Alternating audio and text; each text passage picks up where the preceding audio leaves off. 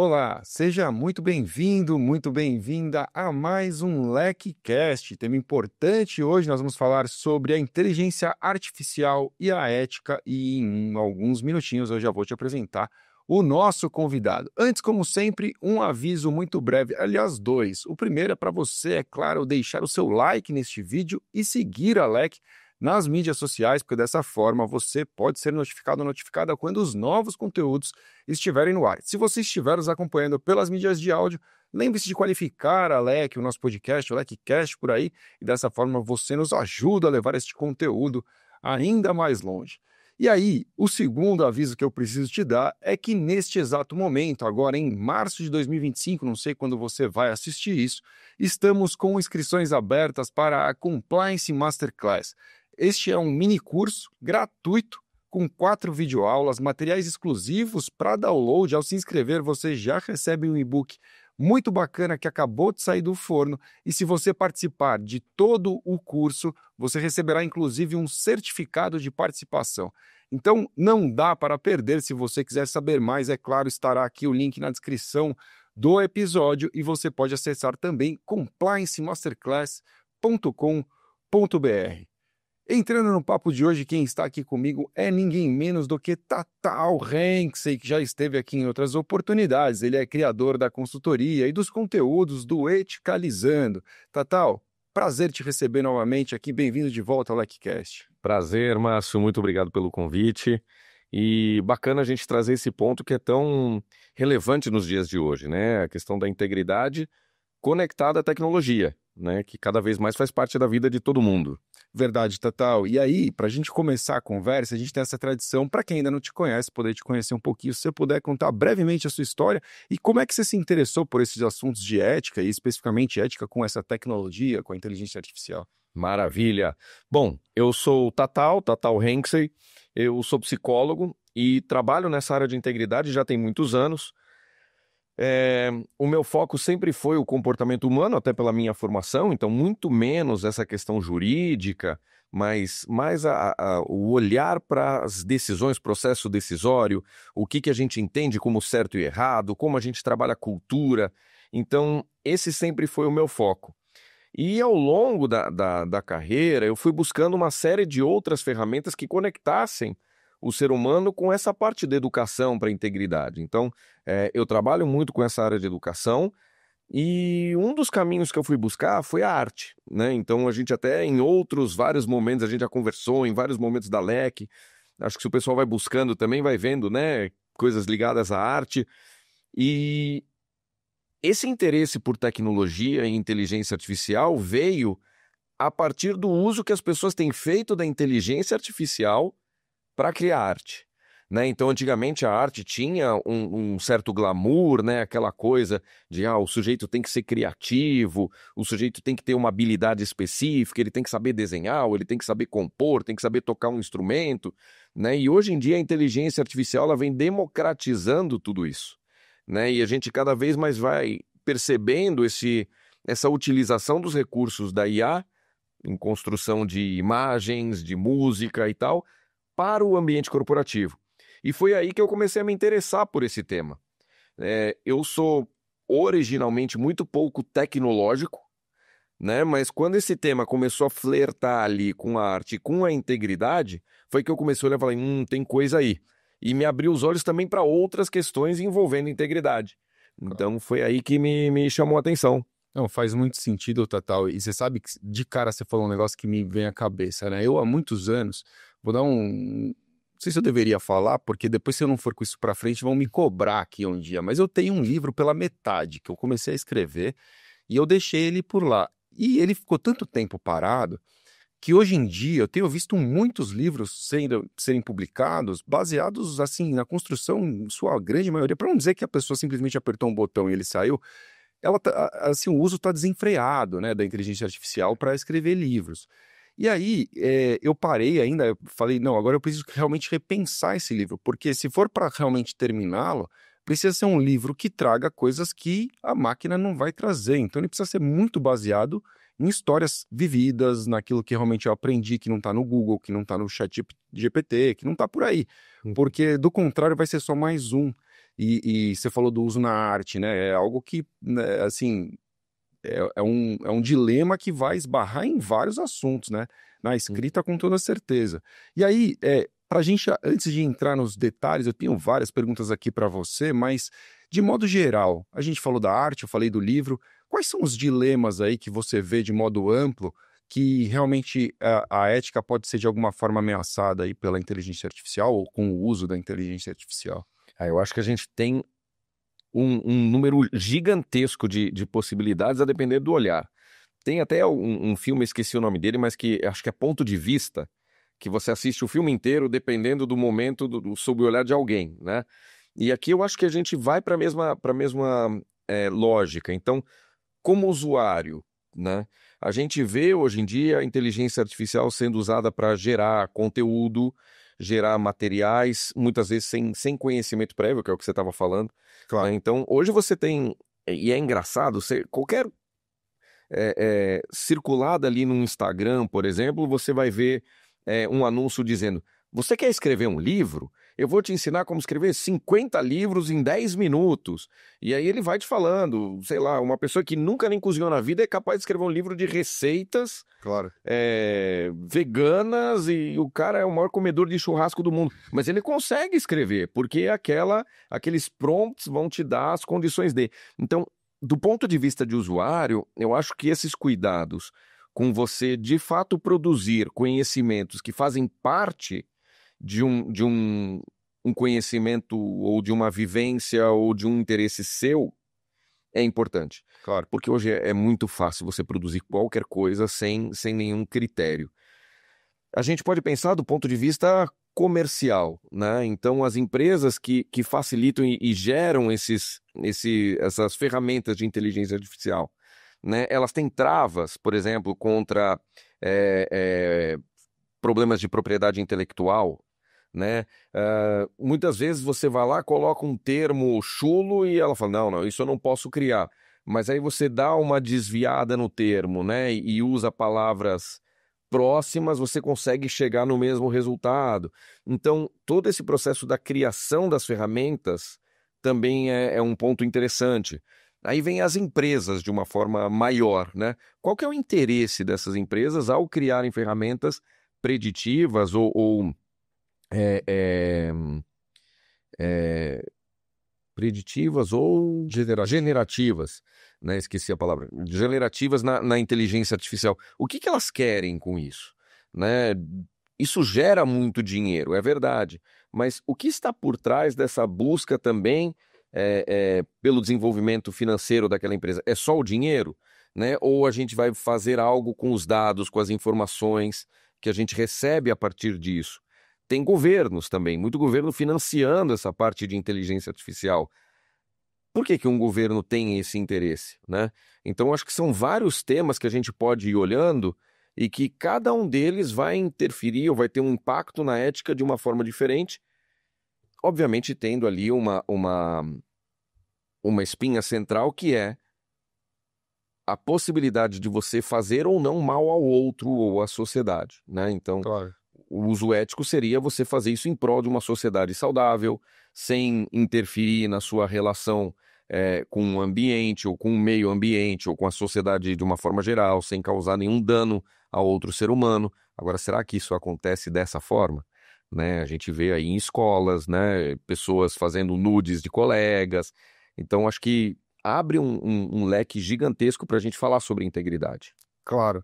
Não, você tocou em pontos fundamentais. Realmente vai doer, né? E acho que se a gente pensar na ética realmente como o aperfeiçoamento da convivência, vai haver impacto na convivência entre as pessoas em função desse uso equivocado, antiético e até mesmo da velocidade das inovações, né? Muito mais rápido do que as pessoas conseguem parar, pisar na bola, pensar, refletir sobre o assunto para tomar uma decisão um pouco mais fundamentada. Você sabe que você falou de propriedade intelectual, né, por trás dos conteúdos e tudo mais, e eu fiz alguns testes já no ChatGPT por curiosidade, e quando você pede para ele gerar uma imagem, se você menciona o nome de um personagem, ele fala: não, não posso, porque isso aqui está protegido. Agora, o que existe é uma guerra do outro lado daquelas coisas que não são claramente protegidas, né? obras de pessoas menos conhecidas, textos espalhados pela internet, que estão sendo, de alguma maneira, utilizados para a criação de novos conteúdos. E isso cria realmente uma discussão enorme, né? Existe nos Estados Unidos uma frente imensa sendo debatida em razão disso. E a gente vê que realmente, se parar para pensar aqui, a gente pode ficar uma hora falando só das possibilidades de encontrar problemas nesses caminhos, né? Uhum. E aí o que vem na minha cabeça, logo de cara, eu preciso te falar, é o clássico, né? Na hora que a gente pensa em inteligência artificial, as máquinas cada vez mais potentes, reunindo uma capacidade de informação, né, processamento maior. E aí veio, eu vou entregar a idade aqui, veio o Exterminador do Futuro na minha cabeça, né? Eu lembro lá a máquina vindo atrás de todo mundo, aquela guerra querendo pegar as pessoas.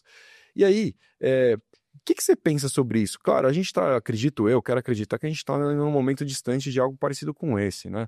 Mas assim, uma relação, né, ruim entre homem e máquina, isso traz implicações éticas? O que você pensa sobre isso? Bom, primeiro falar que esse filme é fantástico, né? Então, I'll Be Back, né? Cara, é incrível. O filme é maravilhoso. Mas eu tendo a acreditar que, assim, existe sim essa fantasia ou essa... É uma fantasia mesmo coletiva de que um dia as máquinas vão se revoltar e que a gente vai tomar tiro de máquina e vai ser escravo de máquina. Inclusive, eu vejo pessoas dizendo assim, eu sou... Isso é até engraçado. Eu não tô dizendo que não, né, que não vai acontecer, sei lá, a gente não é... Mas tem gente que diz o seguinte, que é muito gentil com o ChatGPT, mesmo quando o ChatGPT fica errando, né? A pessoa sempre pede com muita educação, porque vai que um dia o ChatGPT cobra ela no futuro, né? Então, é verdade. Eu peço, por favor. Eu às vezes, eu acho que acho que o ChatGPT um dia vai me pegar pelo pescoço, às vezes.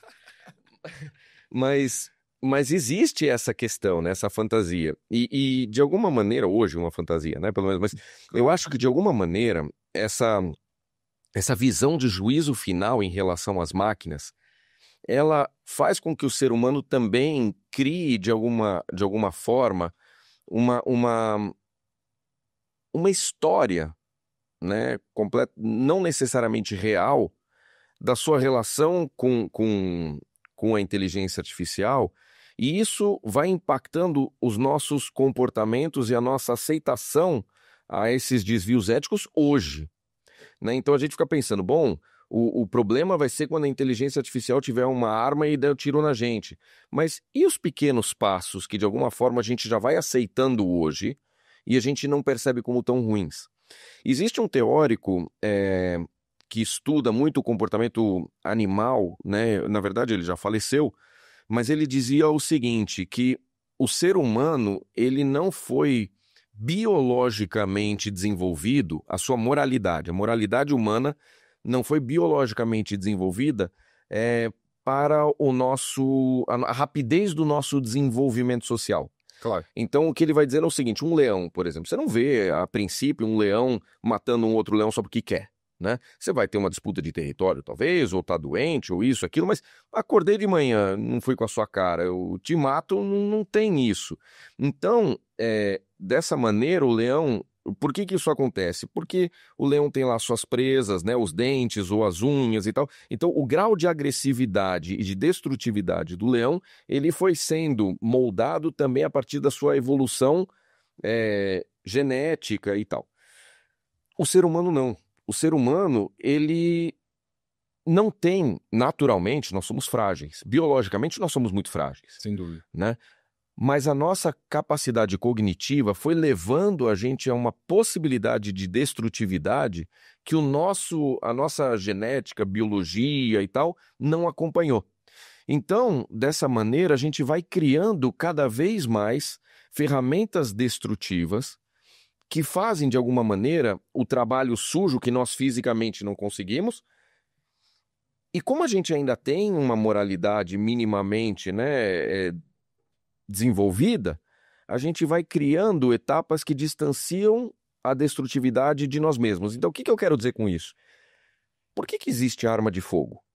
Né? É óbvio que tem uma questão da guerra e tal, para atingir o cara mais longe, mas também é muito mais fácil eu dar um tiro em alguém e o cara cai, do que eu ter que pegar uma faca ou pegar minha mão e estrangular aquela pessoa e ver ela sendo estrangulada. Se eu pego lá e estrangulo ela e olho o olho no olho, eu preciso de um apetite ali muito grande. Claro. Agora eu de longe dou um tiro, o cara cai, mais difícil.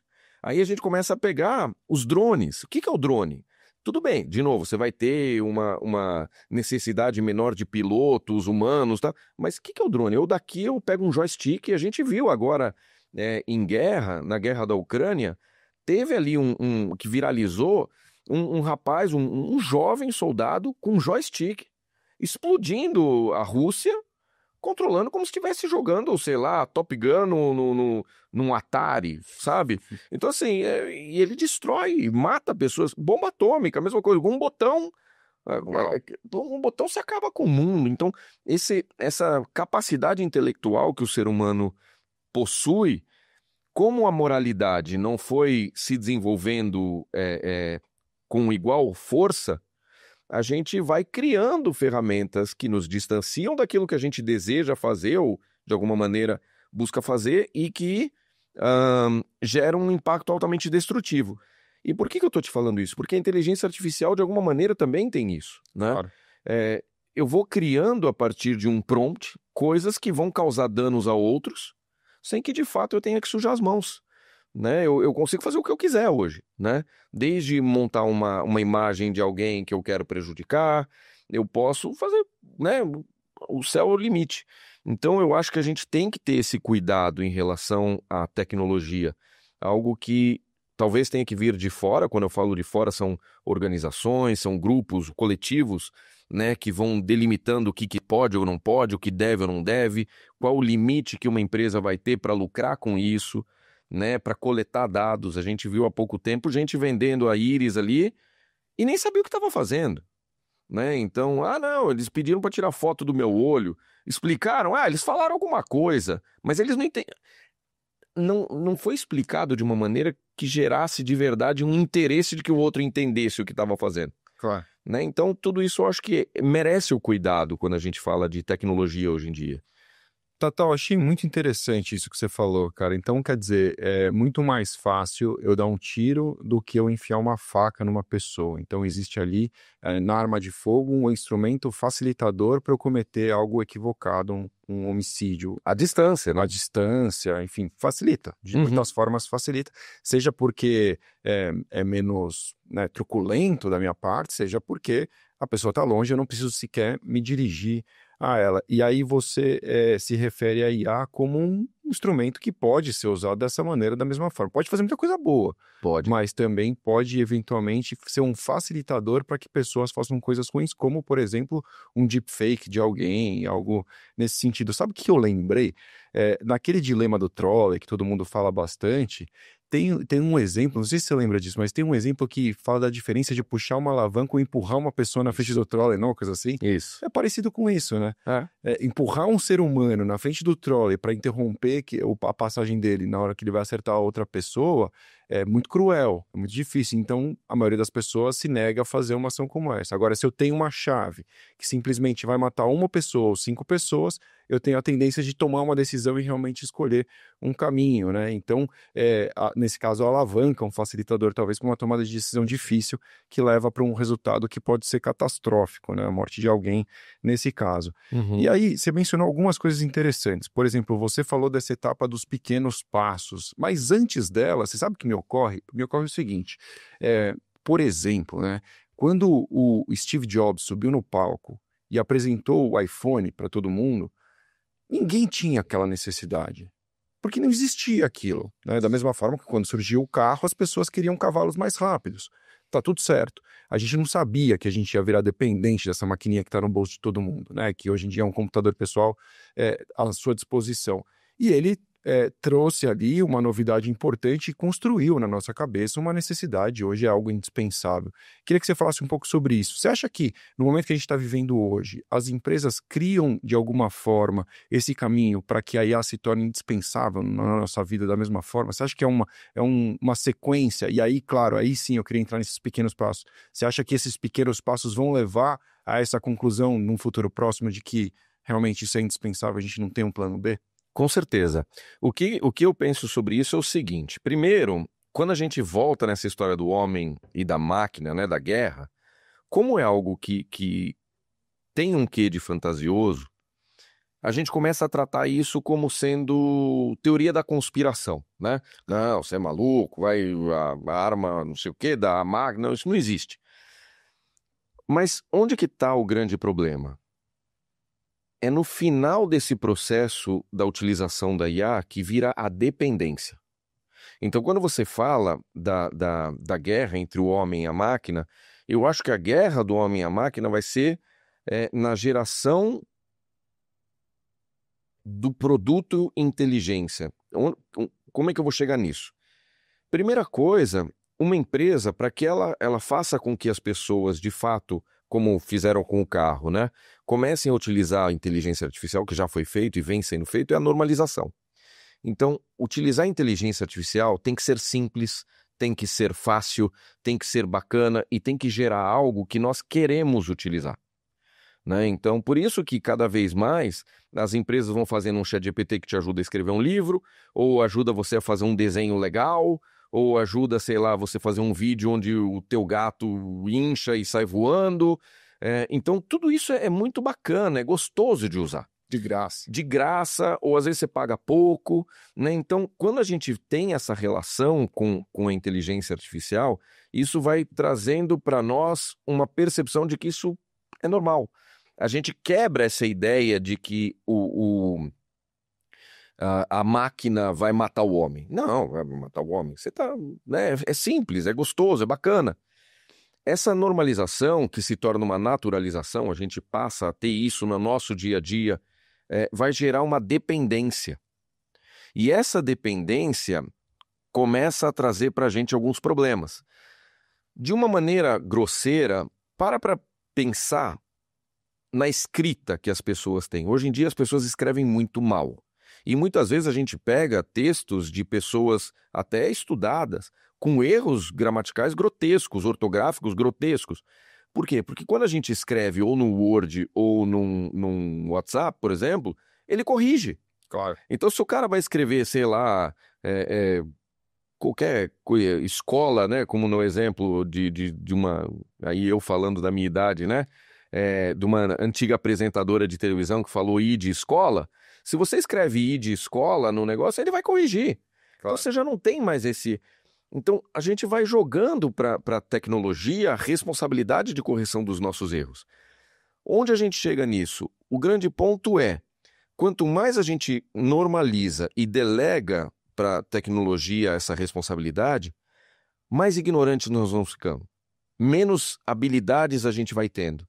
Então, se eu não preciso mais desenhar, eu só dou um prompt, toda aquela habilidade humana ao longo da história de produzir algo se torna desnecessário, né? Aí a gente pode depois até falar de profissões que vão desaparecendo, né? Então, as coisas elas vão se tornando superficiais e desnecessárias. O X aí é até que ponto a gente vai ter uma virada de chave onde nós vamos perder as referências daquilo que nós temos hoje.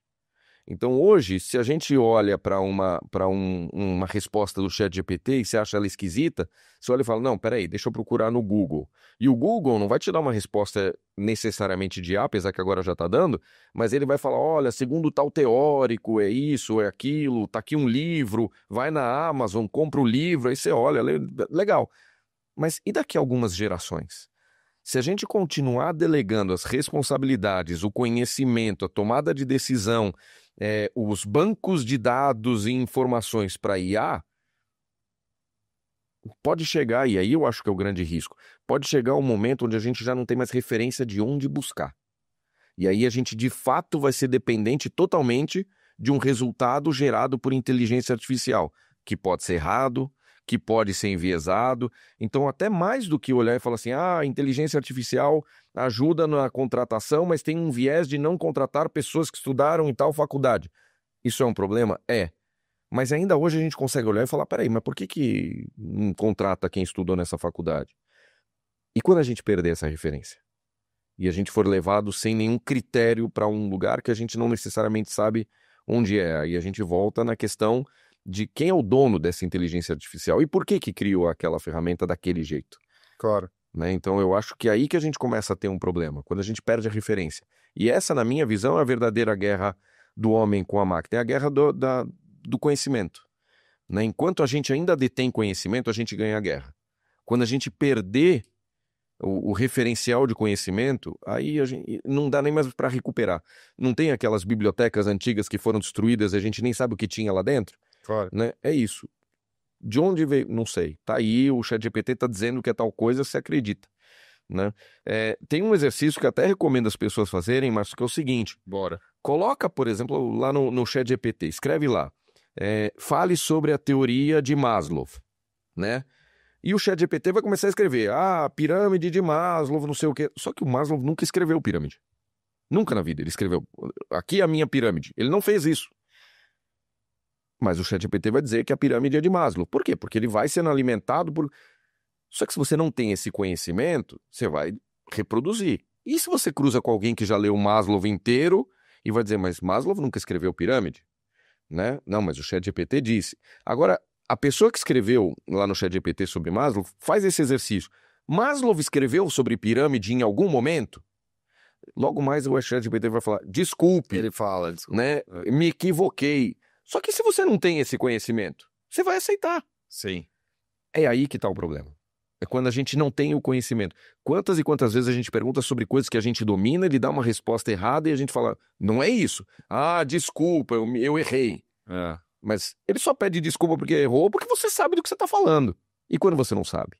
É aí que vai gerar essa questão. Isso é muito maluco, sabe? Porque me lembra quando eu estudava para a prova de matemática com meu pai. Meu pai falava assim, você tem certeza? Depois que eu dava a resposta. Eu falava, não sei. Não, mas você tem certeza? Eu falava, não tenho. Eu falava, não, mas estava certo. E isso também acontece por lá. Às vezes você questiona e ele fala, desculpe, não sei o quê, não era bem assim. Mas ele estava certo. Você questionou só para confirmar. E ele também, assim, no fundo, é um pouco das fontes que ele tem à disposição e da capacidade que hoje ele entrega. Não vai acertar por enquanto, pelo menos não vai acertar sempre. E é maluco pensar, como você falou, quer dizer, não se trata de um problema em que em um dado momento ele se torna mais inteligente ou menos inteligente do que o humano. A questão é que o humano desiste de pensar e fala, tá aqui, toma você a decisão, que a sua decisão vai ser melhor do que a minha. Qualquer insegurança que a pessoa tem, ela vai acabar delegando, nesse caso, por uma inteligência artificial. E é natural que seja assim, sabe por quê? Por exemplo, eu quando comecei a dirigir, eu tinha aquele guia que parecia batalha naval, você pegava a rua tal, aí você pegava lá B46 na página não sei quanto, ia lá, achava a rua, e aí você ia montar seu caminho, eu vou chegar lá, vou para um bairro que eu nunca fui, mas eu vou chegar, porque eu tô fazendo aqui meu mapa. Hoje, eu vou da minha casa até a escola da minha filha, que são 6 minutos para eu chegar, eu ligo o Waze. É uma coisa que eu nem penso mais em fazer. Já é natural. E é o que você falou, a gente vai naturalizando, vai normalizando, vai se tornando algo comum no nosso dia. É um pouco por aí, né? É mais ou menos isso, né? E a questão, ligar o Waze é um ponto. Agora, eu já peguei taxista, por exemplo, né? Então eu estava no táxi e eu pedi para ir num lugar que tinha um corredor gigante de táxi. Só que o Waze mandou para um outro caminho, que o Waze não reconheceu, ou sei lá. E ele começa a pegar um caminho que não era tão bom. Eu falo, mas por que a gente não pegou o corredor? Não, porque o Waze mandou esse caminho. Eu falo, cara, mas cadê a autonomia do próprio taxista de falar, não, o Waze tá mandando por aqui, por ali, blá, blá, blá, vou pegar o corredor que é uma reta só.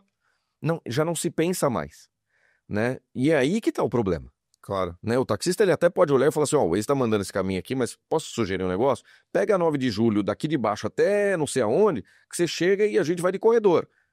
Não, ele não faz isso. Ele segue o Waze. É muito mais fácil a gente seguir, obedecer a um terceiro, que no caso é uma máquina, do que pegar e puxar a responsabilidade para nós, né? Claro. Então quem mandou foi a máquina, não fui eu, né? Então se eu peguei trânsito, a culpa é da máquina, né? Sim. Então aí começam os problemas, né? Isso é o que você chama de dessensibilização psicológica, é isso? A expressão está correta ou isso é outra coisa? Não, o processo da dessensibilização, ele vai formando tudo isso. Então, aos poucos. Tem um documentário muito legal que hoje eu estava pensando quando a gente estava batendo um papo, tem um documentário muito legal chamado The Push. Esse não é bem um documentário, mas é um programa na Netflix, uma série, não é uma série, é um episódio só, mas que ele vai mostrando o passo a passo que um ilusionista vai seguindo para fazer com que um sujeito empurre um outro de cima do prédio sem que ele nem conheça a outra pessoa. Então, é possível, se eu chegasse para você e falasse assim, mas você subiria aqui no último andar e empurraria alguém do prédio? Lógico que não.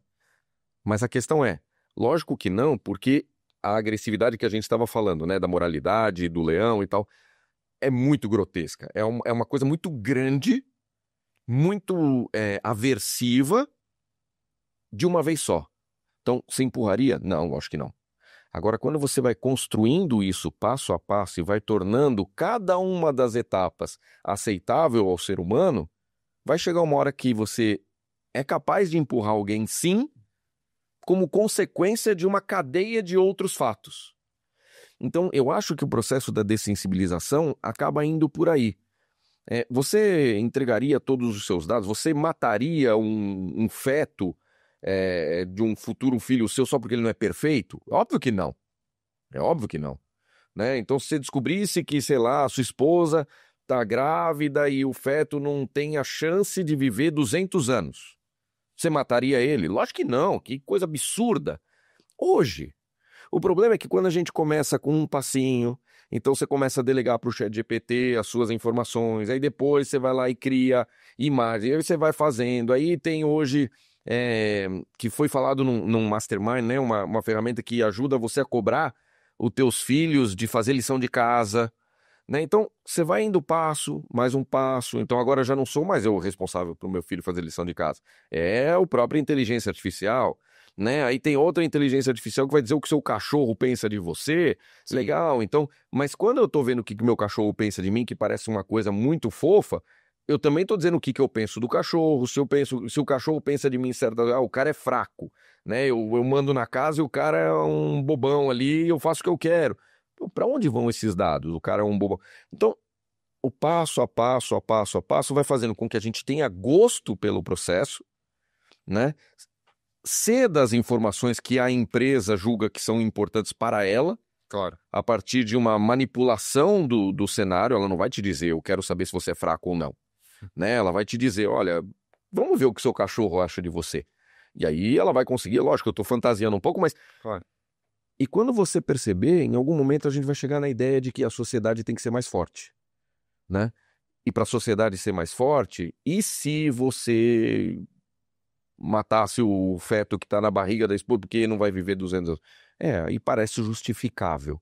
Então essa criação da lógica que me preocupa, né? Onde a gente vai chegar a partir dos interesses das empresas que hoje têm um domínio sobre inteligência artificial e dos governos, Claro. né? Porque um governo ele vai fazer inteligência artificial para quê? Só para ser legal? Porque ele quer que a sociedade seja feliz? Porque ele olha para a gente e fala, nossa, a vida deles é tão difícil, né? Tem que pagar imposto, tem que trabalhar. Vamos dar um pouco de alegria? Não, né? Existe um interesse por trás.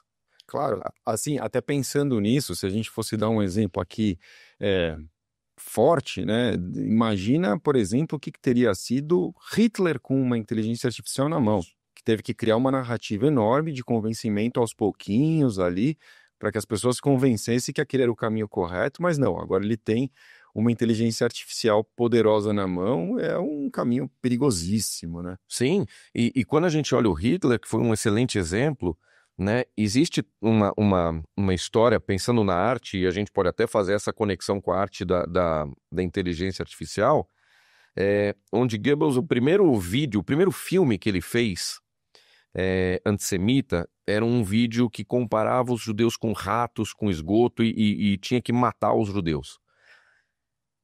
Esse foi um vídeo que teve baixíssima adesão. Baixíssima adesão. Por quê? Justamente por isso. Você não vai empurrar alguém. Não vai... Então, quando você pega um judeu e comparava ele com um rato logo de cara, as pessoas olhavam, não, isso é muito aversivo. Claro. Aí ele entendeu isso. E o que ele fez? Ele criou um segundo filme. E nesse segundo filme, ele fazia com que a história de um judeu que havia violentado uma moça pura alemã, e agora a sociedade ia se vingar dos judeus porque estavam maltratando as mulheres alemãs. Aí lotou o teatro. Então, tá aí criada uma pulguinha, que depois chegou na mesma situação do rato e da destruição em massa, né? O genocídio em massa de judeus. Claro. Mas foi aos poucos, né? Então hoje, quantas pessoas a gente percebe utilizando inteligência artificial para fazer gracinha, mas aí você olha e fala, opa, peraí, né? Onde esse vídeo quer chegar, né? O que é isso, né?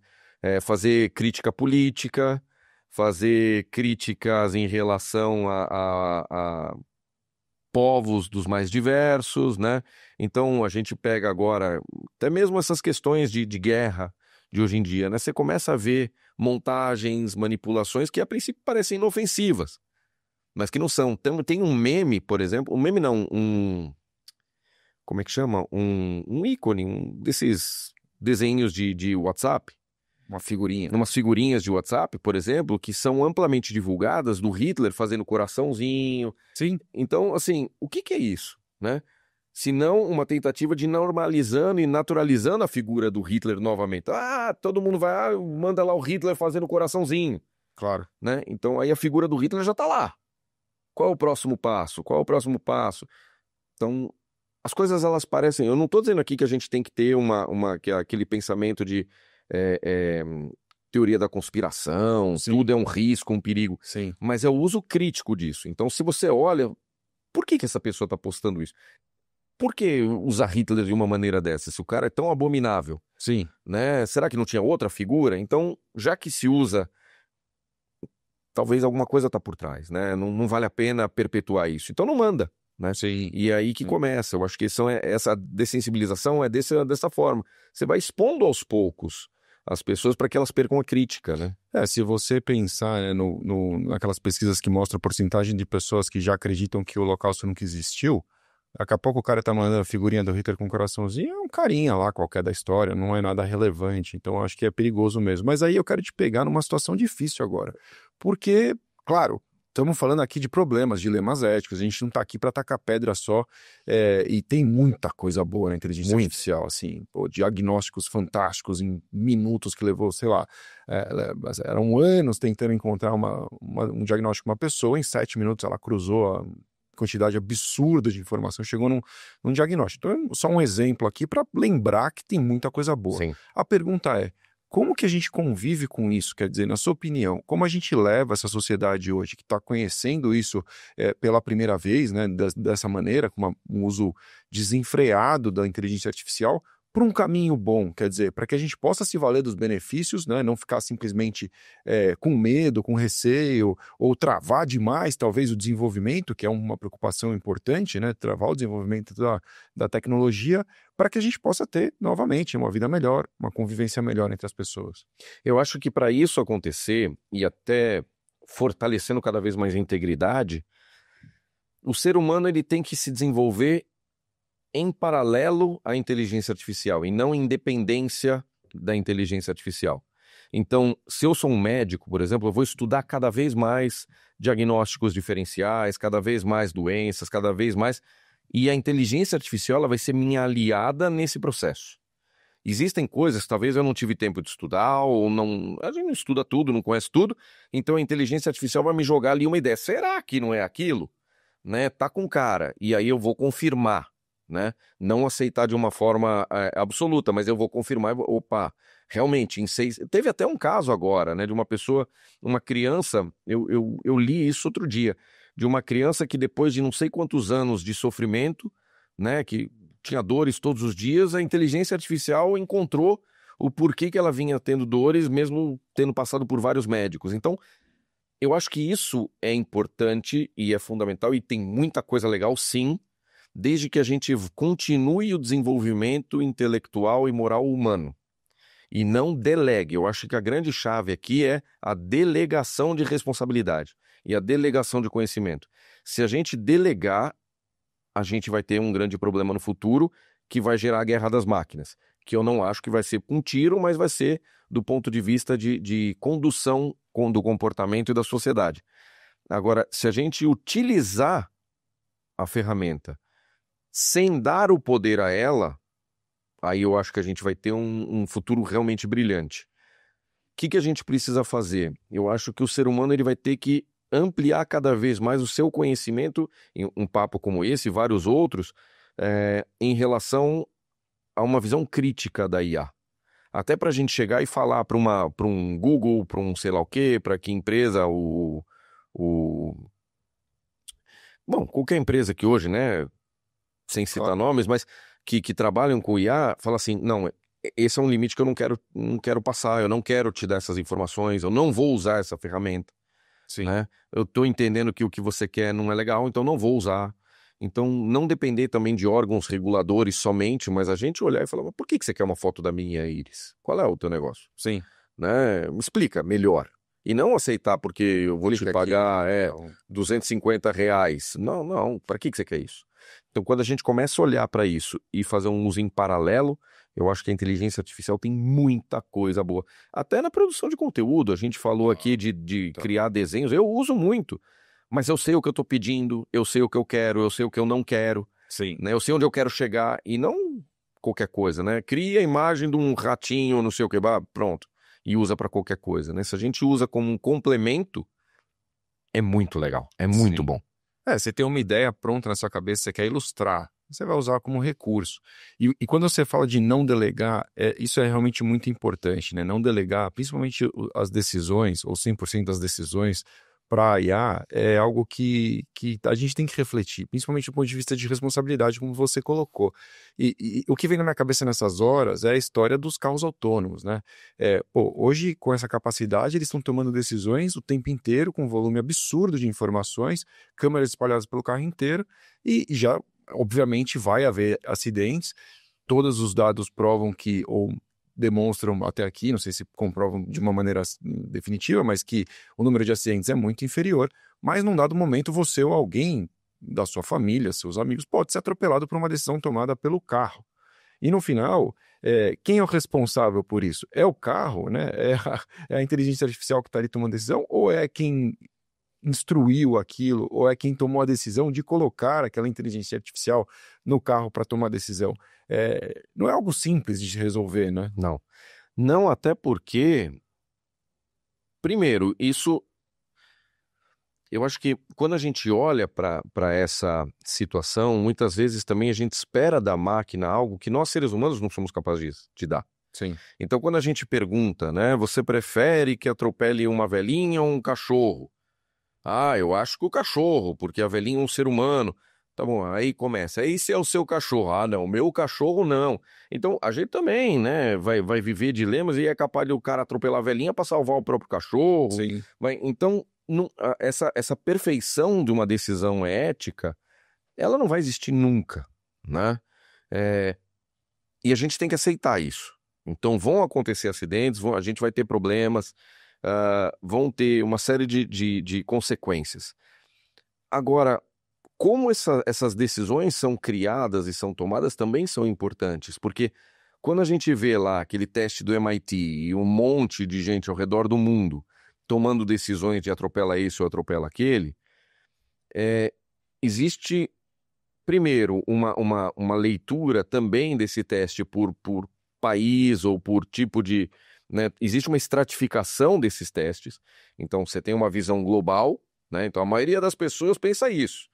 Tá, mas e no Brasil? Ah, no Brasil pensam dessa forma. E no Japão? No Japão pensam de outra forma. Então, você vai ter essa leitura diferente para cada uma das culturas, né? Às vezes a sociedade japonesa, vou chutar aqui, eu não vi, mas vai falar assim, não, o idoso ele é mais importante do que a criança, ou a criança é mais importante que o idoso, como teve no tsunami, né? Que aquela usina nuclear foi destruída, os idosos foram lá limpar porque eu prefiro eu que já sou idoso, tenho mais 10 anos, 5 anos de vida, eu vou ficar doente, mas o jovem vai sobreviver. Isso acontece no nosso país, ou vai acontecer no Congo, ou vai acontecer no México. Então, essas decisões, elas também partem de uma questão social. E isso vai ser levado em consideração? Digamos que sim. Tá bom. E se eu for consequência, ou alguém da minha família for consequência de uma decisão social que nós definimos como sendo a correta. Eu vou aceitar ou eu só aceitaria ser a família do outro? Né? Então, é meu filho, mas é o avô do outro. Não, então meu filho fica, o avô do outro morre. Mas é meu avô e o filho do outro. Então, eu acho que aqui a gente não vai ter uma resposta fácil, sabe? Claro. E quem é responsável por isso? Aí vai depender da programação. Então, quanto essa programação levou em consideração decisões sociais, né? Ou interesses da própria empresa, ou há uma falha de programação que levou a um resultado desastroso. Então, e quem vai julgar isso, né? Vai existir um tribunal para fazer isso? Como é que vai ser essa leitura técnica, né?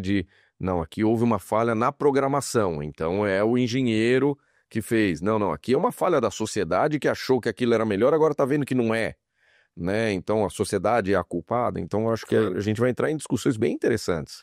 É maluco pensar nisso. Eu me lembro, no primeiro dia da faculdade de Direito, em 1998, o rapaz estava sentado do meu lado, ele falou assim, eu sou engenheiro. Ele levantou a mão, professor, eu sou engenheiro, eu não estou entendendo nada do que vocês estão falando aqui. Por quê? Ele falou, cara, vocês ficam falando que tem que interpretar os fatos e linkar isso com a lei para ver se a lei se aplica aos fatos e não sei o que lá. Não é mais fácil a gente parar esse negócio de juiz aí, fazer uma máquina. Você dá os fatos, ela dá o que precisa ser feito a partir dali, fim. E eu tô falando de 98, cara, a gente tava pensando nisso. Então, é uma tendência, né, de você, de repente, como a gente conversou aqui, querer delegar, querer encontrar um caminho mais fácil e um caminho muito objetivo. Quando, na verdade, a subjetividade, numa situação como essa, ela vai imperar. Você fala, pô, mas é o meu cachorro, né, mas é o meu avô, é a criança. Então, é realmente algo muito difícil que a gente vai ter que... eu acho que só a experiência mesmo é que vai dizer como isso vai se desenrolar.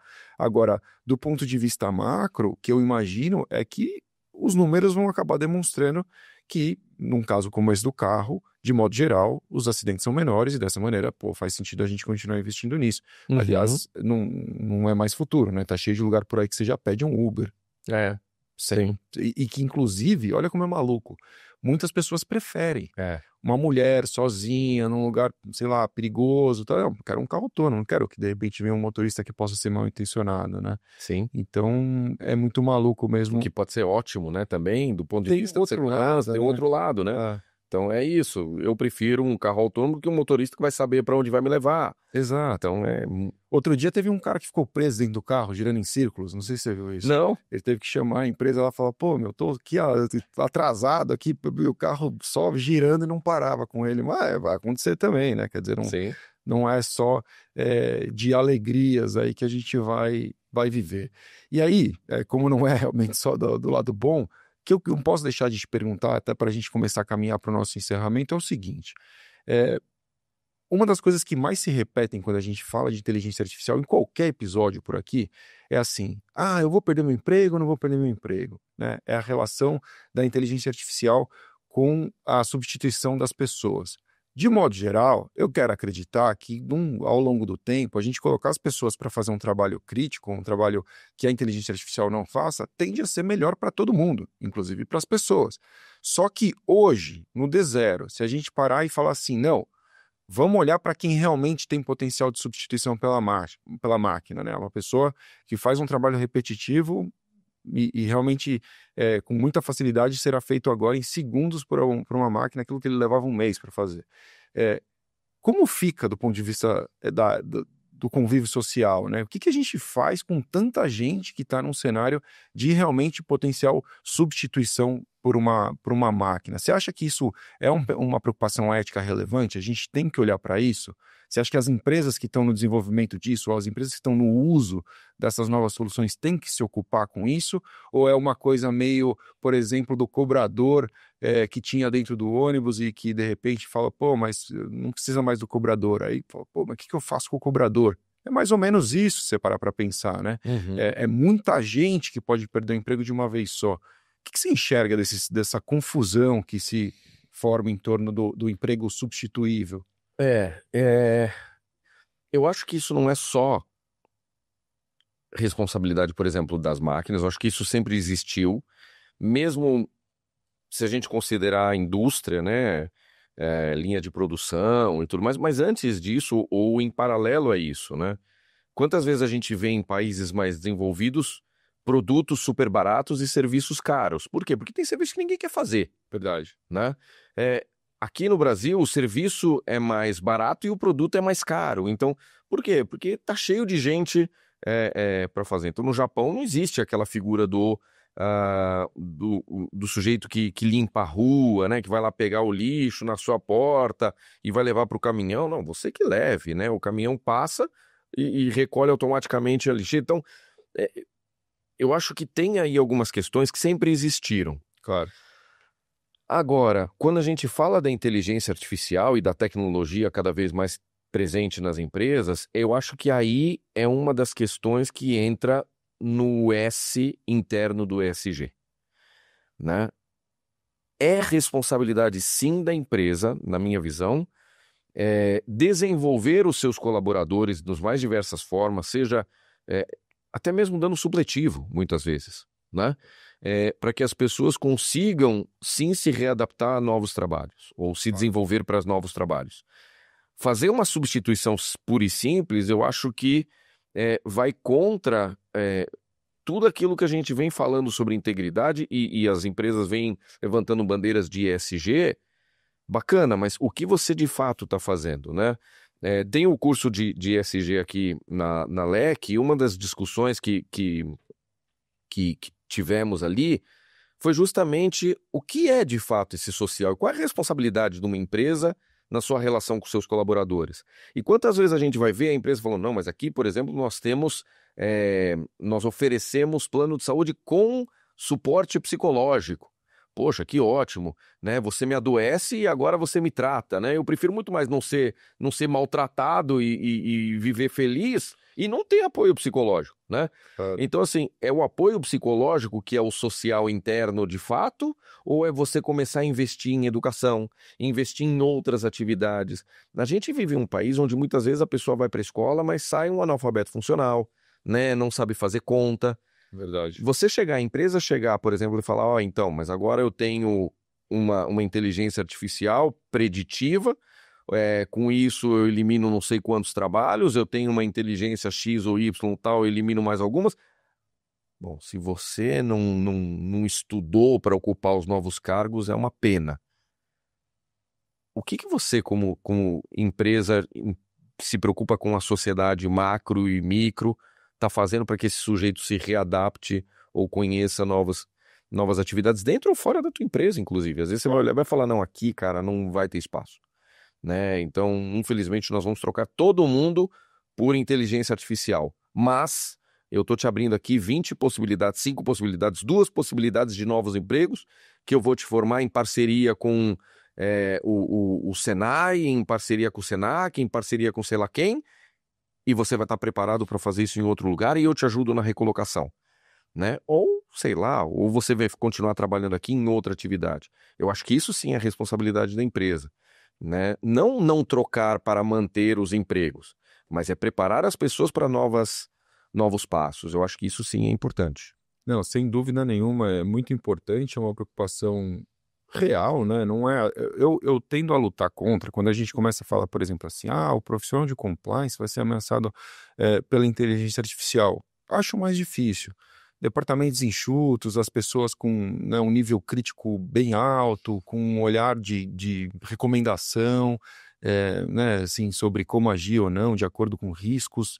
É claro, a máquina pode ter a habilidade de fazer muita conta, muito, né, demonstrar isso de maneiras importantes, mas a sensibilidade do humano, né, como a gente cuida de gente no final do dia, estamos falando de uma situação um pouco diferente, né? Uhum. Mas claro, essa mesma pessoa pode estar diante de orientar uma situação como essa. Então, orientar, por exemplo, um questionamento: posso demitir essa linha inteira aqui porque eu vou substituir por uma inteligência artificial? Ou então, como se portar diante disso? Esse era o ponto que eu queria chegar. O que você pode dizer, se você fosse falar para o cara de compliance ou para o advogado, para quem tem esse olhar consultivo dentro de uma organização, que o RH, que pode vir a ser consultado diante de um cenário como esse, seja pelo uso, né, a governança daquela IA, como usar da melhor forma, seja em relação a substituição mesmo, pô, vamos demitir, não vamos, tem implicação, não tem, isso pode dar um abalo reputacional, o que a gente pensa? O que você pode orientar essas pessoas, de modo geral, na sua visão? Qual que é a melhor postura? O que você acha que eles deveriam fazer? Você falou, acho, uma coisa fundamental, que é se educar e de forma independente, ou seja, não necessariamente usando a própria inteligência artificial. Mas o que você sugere, assim, como se portar? O que você gostaria de encontrar se você estivesse com um profissional de compliance para te orientar nesse sentido? O que você diria para essas pessoas? Eu acho que é desenvolvimento do olhar crítico. Eu acho que desenvolvimento crítico, né? Perguntar, saber olhar, saber, de alguma maneira, identificar potenciais falhas numa sugestão, uma decisão, e não ter medo de falar. Eu acho que esses são os principais pontos que a inteligência artificial não vai nunca substituir num profissional de compliance. Claro. Né? É olhar e falar, não, isso não está cheirando bem. Né? Ou a sensibilidade humana, né? Então a crítica e a sensibilidade, né? Eu acho que isso a gente vai ter que começar a desenvolver cada vez mais. E a partir do desenvolvimento da crítica e da sensibilidade, a coragem, né? A coragem para enfrentar muitas vezes uma análise preditiva, por exemplo, de uma inteligência artificial e falar, é verdade, isso aqui parece que vai dar isso, assim, assado, esse resultado, mas não considerou essa variável que é extremamente importante para o nosso negócio, que é o ser humano, ou que são famílias, ou que é o meio ambiente, ou seja como for. Então, ter um suporte, ou validar, ou acompanhar suporte de inteligência artificial na área de compliance, eu acho vai fazer parte do negócio. Tem empresas que já estão substituindo o CEO por inteligência artificial, né?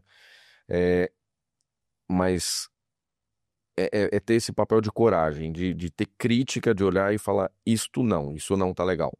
Né? E levantar o problema. Se a empresa vai aceitar ou não, vai correr o risco ou não, é outra história. Mas é ter a coragem de olhar e questionar essa inteligência artificial, não como a dona de uma verdade absoluta, mas sim como um outro player ali, ou um outro stakeholder que está fazendo parte do processo. Claro. Né? Então eu acho que esse é o ponto do profissional de compliance, que ele não pode perder. Sem dúvida. Sem dúvida. Não, realmente, ele tem que ser crítico, ele tem que questionar, ele não pode aceitar as decisões ou simplesmente fazer o caminho mais fácil, né? Eu acho que essa é uma recomendação importante. Tatal, a nossa tradição aqui é deixar dicas, geralmente de leitura, mas o que você pode recomendar para essa audiência que nos acompanhou até aqui, que falou, pô, Tatal tem razão, quero saber mais sobre isso. O que você recomenda aí? Filmes, leitura de modo geral que a turma mais gosta. Maravilha. Tem um livro muito bacana que chama Ética em Tempos Difíceis. Esse é um livro bem interessante. Tem um documentário no Netflix que chama Dilema das Redes. Pô. Ele, na época que foi lançado, acho que muita gente já assistiu, mas quem não assistiu, vale a pena assistir. Tem um outro livro que eu não me lembro agora o nome, mas ele é muito bacana. Eu vou pegar e eu te mando. Fechado. E a gente coloca, de repente, naqueles comentários... Fixados. Eu já te mando hoje mesmo, e é um livro também muito bacana que fala sobre todo esse processo de inteligência artificial e o comportamento humano e manipulação do comportamento, vieses de confirmação, né, que também fazem parte disso. A inteligência artificial muitas vezes, até por captar ali os nossos desejos e formas de pensar, também vai reforçando cada vez mais isso e diminuindo a crítica. E aí a gente pode, sem teorias da conspiração, pensar por quê, né? A inteligência artificial ela é preparada para me confirmar e não me gerar crítica, né? Então, é um livro bem interessante que depois eu passo o nome, eu esqueci o nome dele agora. Fechado. Ética em Tempos Difíceis, Dilema das Redes, é fantástico, vale muito a pena ver. Você se questiona muito depois, eu pelo menos falo por mim, eu me questionei bastante depois de assistir, porque eu tenho um olhar um pouco mais tranquilo em relação a essas coisas, faz parte da minha vida, né? Eu, de certa forma, estando aqui no LecCast, em outras frentes, aparecendo bastante, eu sempre levei isso muito numa boa, mas isso me fez pensar um pouco mais sobre esse assunto, né? É realmente algo que a gente não sabe onde vai parar. Tatal, para quem quiser te encontrar, eticalizando.com.br. Eticalizando.com.br, no Instagram, @eticalizando, e no LinkedIn também. Tatal Henksey. Ou se você colocar Tatal, Talvez Antônio Desculpa. Carlos Henksey, Tatal, mas se colocar Tatal Henksey, vai achar lá também. Vai aparecer também. Então tá lá. Eticalizando não, no LinkedIn não. Você tá... Tem também. Mas eu acabo postando mais como Tatal e fazendo @ Eticalizando lá no LinkedIn. Mas É Antônio Carlos Henksey. mas ninguém me chama de Antônio. Mas tem um Tatal depois, né? Tem o Tatal depois. Lá também, né? Tem. Eu lembro que eu falei isso pra alguém. Eu falei, não, o Antônio Carlos esteve aqui na LEC. A primeira vez que eu te conheci, lá na LEC, na outro escritório ainda. Sim. E eu comentei com alguém que te conhecia. Eu falei, não, o Antônio Carlos esteve lá, o cara foi fantástico. Nossa, puta, a discussão foi assim, muito boa. Antônio Carlos, não conheço. Não sei quem é. Não conheço. Ninguém, nem minha mãe. Você Acabou. fala Antônio Carlos, também não sabe quem é. Fim do assunto. Foi depois de um baita tempo que eu fui descobrir que era Tatal. Engraçado, né? Virou nome. Tatal, obrigado demais pelo papo. Foi um prazer te receber. Valeu, cara. Obrigadão, Marcio. Obrigado. Foi ótimo estar aqui com você. Obrigado também a você que nos acompanhou até aqui. Lembre-se, Compliance Masterclass está no ar, você pode se inscrever de graça. Um mini curso, 4 videoaulas, um e-book para você baixar assim que você fizer a sua inscrição. E é claro, se você participar conosco até o final, um certificado de participação. Acesse compliancemasterclass.com.br, inscreva-se agora ou, se preferir, clique no link que estará aqui na descrição do episódio ao lado dos livros recomendados também pelo Tatal e muito mais. Obrigado, um grande abraço e até a próxima terça-feira, sempre às 18h18. Não se esqueça, deixe seu like e siga a LEC nas mídias sociais. Um abraço.